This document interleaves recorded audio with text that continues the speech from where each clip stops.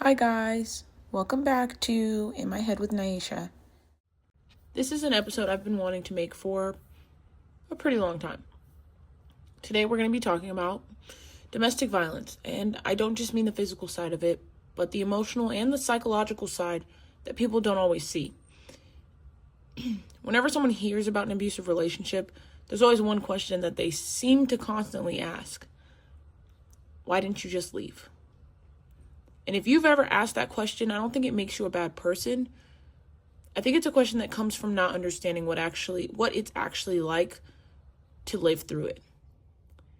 So today, I'm going to answer that question, not with statistics or definitions, but with my story. When my relationship started, it didn't start with abuse. It started with what I thought was love, what felt like love. He made me feel beautiful. He complimented me all the time. He introduced me to his friends. He wanted me around. He showed me off. And he made me feel like I was someone he was proud to be with. Looking back now, though, I understand why people say abusive relationships don't start out abusive, because if they did, no one would stay. But little by little, things started changing. Instead of telling me I looked beautiful, it became, you're wearing that, or go change before we leave. Instead of just going out together, it became, stay next to me. And then it became wanting to know who I was talking to, asking to see my phone, questioning every little thing. And it didn't happen overnight. It happened so slowly that I didn't even realize I was changing too. There were times that he cheated on me. I was still young, and every time that it happened, I was devastated. I'd tell him that I deserved better. I'd tell him maybe I should just leave.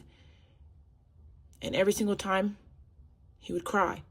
He'd apologize. He'd tell me that he didn't know why he did it, that he promised it would never happen again. And every single time, I believed him.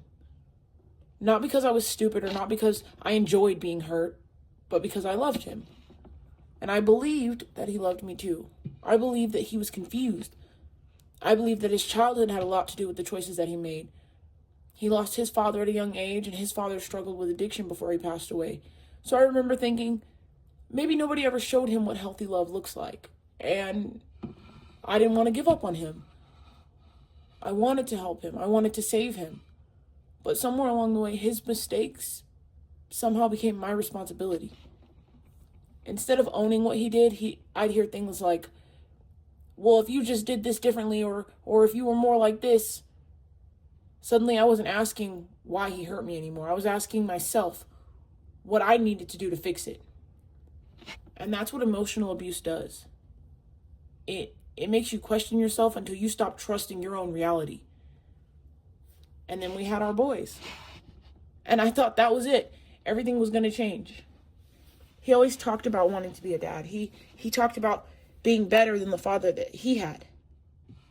And I truly, truly believed that becoming a parent would give him a reason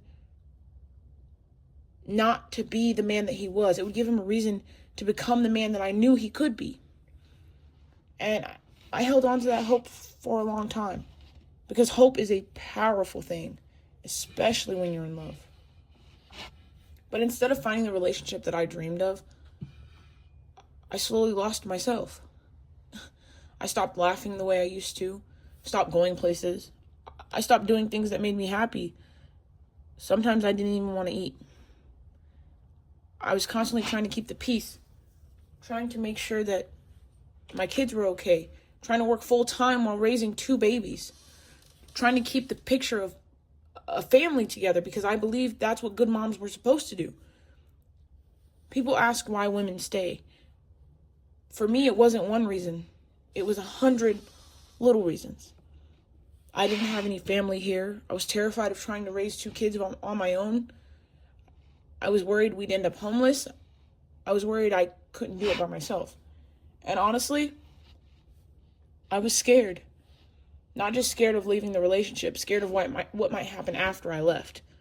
What if he found us? What if my boys weren't safe? People think that leaving is the hardest part, but sometimes leaving is the most dangerous part. So no, I didn't stay because I thought I deserved it. I stayed because I was surviving the best way that I knew how. And if you're listening to this and you're wondering why someone you love hasn't left yet, maybe stop asking them, why didn't you leave? And start asking, what made you feel like you couldn't? Because those are two very different questions. So if you're listening and this sounds like your life, I want you to hear me loud and clear. You're not weak. You're not stupid. You're not crazy. You're surviving. And even if today isn't the day that you leave, I hope today is the day that you start believing that you deserve peace. Not because someone else says so, but because you do. I know what it feels like to lose yourself, and I also know what it feels like to slowly find yourself again. Healing is not instant. It's not instantaneous. It does not happen overnight. Some days are still hard. But I smile more now. I laugh more. I breathe easier. And finally, I know what peace feels like. And before we end today's episode, I wanted to introduce you guys to something that's become really special to me. It's called Leave It on the Line. So sometimes we carry around things that we've never said out loud. Maybe it's something you wish you could say to someone. Maybe it's grief, anger, guilt, or just something that you've been holding on to for years. This is your place to let it out. You can leave an anonymous voicemail, and your story might be featured in a future episode. You can also fill out a form. Again, it might be featured in a future episode. But because of today's conversation, here's this week's prompt. If you could say one thing to the person who hurt you and knew that there would be no consequences, what would you say? Or don't answer the prompt at all and call about whatever is on your heart. Vent, cry, celebrate, confess, laugh.